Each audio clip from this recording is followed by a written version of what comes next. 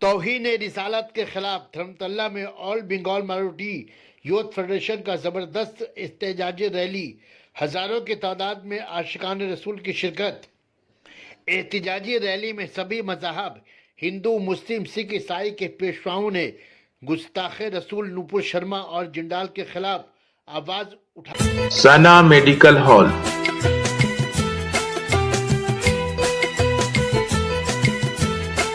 10% discount on every medicine. Oxygen cylinder also available.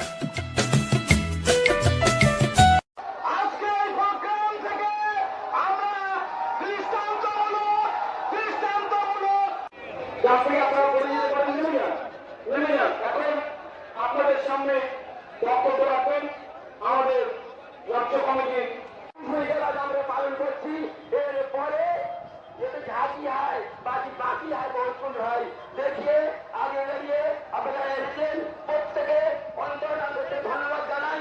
আগামী দিনে বড় আন্দোলনের তৈরি থাকুন এ কথা বলে এখানে বক্তব্য শেষ করছি।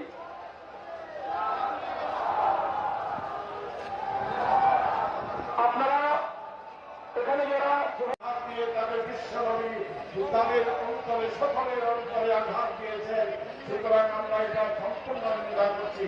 এটা ভারতবর্ষের ঐতিহ্য নয়, ভারতবর্ষের সংবিধান নয়। ভারতবর্ষের সংবিধানে সর্বধর্ম সমন্বয়ের কথা বলা হচ্ছে। আমাদের জাতির ধর্ম নির্বিশেষে সকলে সমানভাবে ধর্ম আচরণ করে আজকে যিনি করেছেন তাকে কঠোর শাস্তির দাবি আজকের এই প্রতিবাদ সভা করে হচ্ছে।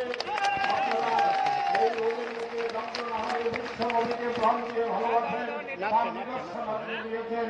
এই তীব্র দাহের মধ্যে আমরা আপনারা বসে বিশ্বনবীর প্রতি আপনারা শ্রদ্ধা জানাচ্ছেন।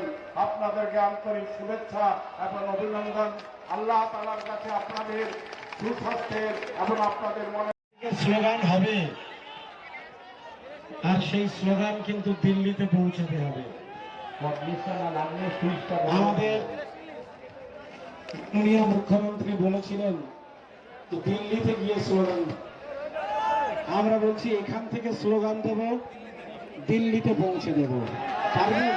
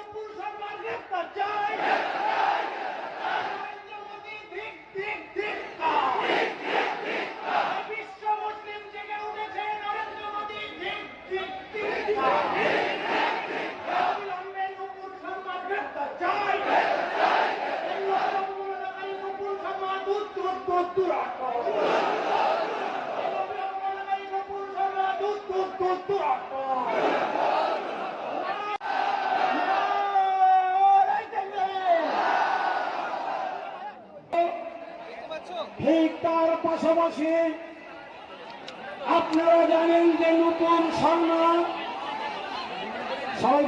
আমাদের অনেক লম্বা লড়াই করতে হবে। আজকের কলকাতার এই বিক্ষোভ মিছিল কিন্তু আমাদের শেষ লড়াই নয়।